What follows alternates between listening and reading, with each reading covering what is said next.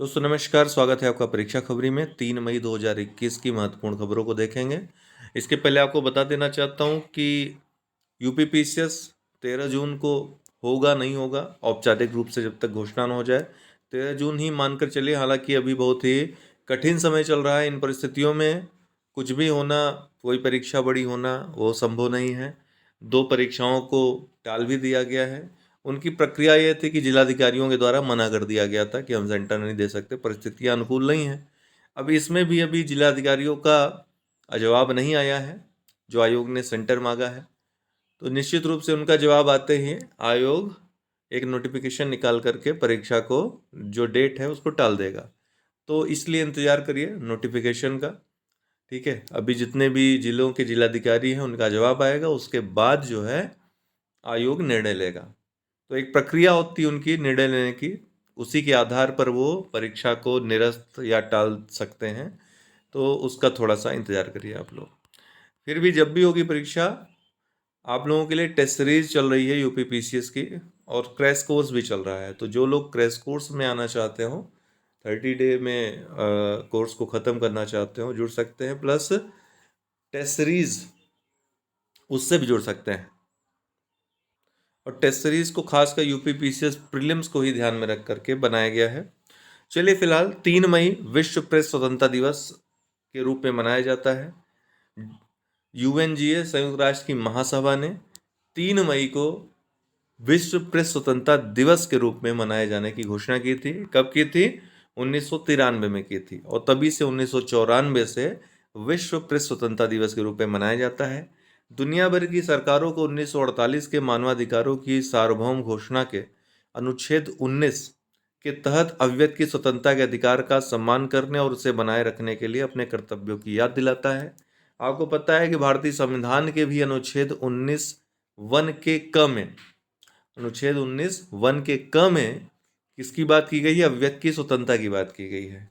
तो इस अभिव्यक्ति की स्वतंत्रता के अंतर्गत ही प्रेस की स्वतंत्रता भी निहित है। प्रेस की स्वतंत्रता उसी में आती है, कई बार पूछ भी चुका है। तो यूनेस्को महासम्मेलन की अनुशंसा के बाद दिसंबर 1993 में संयुक्त राष्ट्र महासभा ने 3 मई को प्रेस स्वतंत्रता दिवस मनाने की घोषणा की थी। तभी से हर वर्ष 3 मई को यह दिन मनाया जाता है। प्रेस स्वतंत्रता दिवस का जो इस बार की थीम रही, थीम भी महत्वपूर्ण रहती है जो भी दिवस रहते हैं। तो इस बार की theme information as a public good. Information as a public good, ये नीचे वाला ये कूड़ा है, इसको याद रखने की जरूरत नहीं है। Information as a public good. Bharat रूस 2+2 संवाद, आपको हमने बताया था कि भारत इसके पहले जो क्वाड कंट्रीज हैं, अर्थात भारत, ऑस्ट्रेलिया, अमेरिका, जापान, इनके साथ, अर्थात अमेरिका, जापान और ऑस्ट्रेलिया के साथ 2+2 संवाद करता आया है।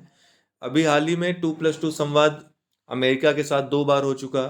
2019 में ऑस्ट्रेलिया के साथ हुआ था, 2020 में जापान के साथ भारत का 2+2 संवाद हुआ था। ये विशेष रूप से रक्षा मंत्रालय और विदेश मंत्रालय जो इन देशों के होते हैं, वो एक साथ बैठक में भाग लेते हैं इसमें 2+2 संवाद में। तो अभी रसिया क्वाड कंट्री के अलावा एक पहली ऐसी कंट्री जिसके साथ भारत ने 2+2 संवाद की बात की है। तो प्रधानमंत्री मोदी और रूसी राष्ट्रपति व्लादिमीर पुतिन ने हाल ही में 2+2 मंत्रिस्तरीय संवाद स्थापित करने के लिए सहमति व्यक्त की है।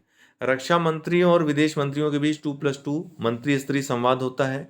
2+2 डायलॉग की बात करें तो भारत अमेरिका, ऑस्ट्रेलिया और जापान के साथ 2+2 संवाद का आयोजन करता है। रूस ऐसा पहला गैर क्वाड सदस्य है जिसके साथ भारत इस तरह के संवाद का आयोजन करेगा। 2021 में राष्ट्रपति व्लादिमीर पुतिन भारत रूस द्विपक्षीय शिखर सम्मेलन के लिए भारत का दौरा करेंगे। इस शिखर सम्मेलन को बारी बारी से भारत और रूस में आयोजित किया जाता है। इसी के परिप्रेक्ष्य में ये बात चल रही है कि भारत और रूस के बीच भी अब 2+2 संवाद होना चाहिए। भारत और रसिया की बात करें तो वर्तमान में रूस भारत का सबसे बड़ा, जब भी आप संबंधों की बात करेंगे तो ये चीज़ें पॉइंट्स जरूर लिखेंगे मेंस में भी। वर्तमान में रूस भारत का सबसे बड़ा रक्षा आपूर्ति करता है। साथ ही भारत की प्रमुख रक्षा प्रणाली जैसे S-400 को रूस से खरीदा गया है। ये प्रमुख रक्षा एयर डिफेंस प्रणाली आपको पता होगा, काफ़ी चर्चित भी रही थी पिछले वर्ष। भारत द्वारा मानव अंतरिक्ष उड़ान कार्यक्रम के लिए चुने गए अंतरिक्ष यात्रियों को रूस द्वारा ही प्रशिक्षित किया गया था।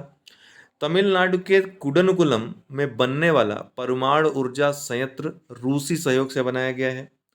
भारत ने हाल ही में रूस के स्पुतनिक वी वैक्सीन को मंजूरी दी है।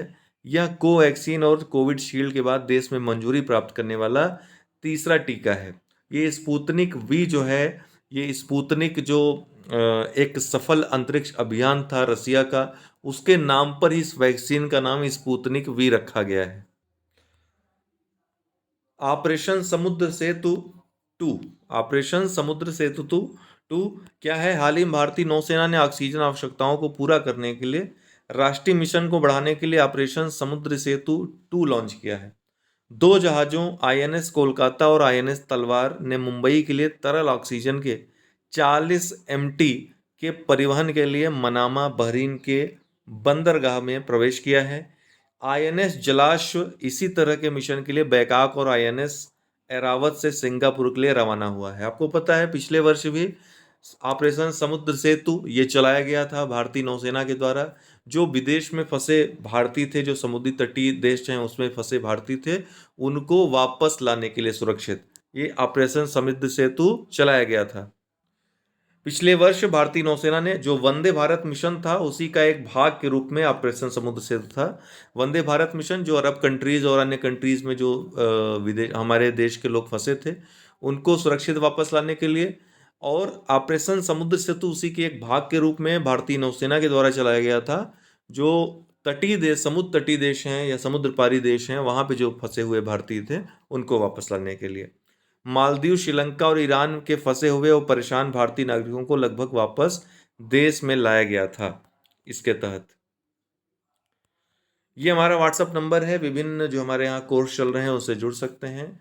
अभी मेंस के लिए आपको थोड़ा समय भी मिल सकता है तो आप लोग मुख्य परीक्षा की भी क्लासेस से जुड़ सकते हैं।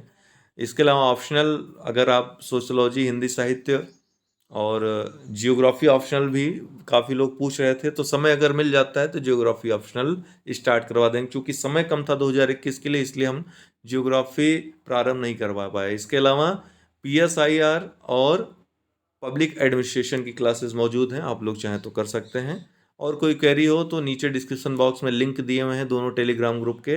एक टेलीग्राम ग्रुप जो हमारा पर्सनल ग्रुप है उसमें चैट के माध्यम से भी आप हमसे बात कर सकते हैं, जुड़ सकते हैं। बहुत बहुत धन्यवाद।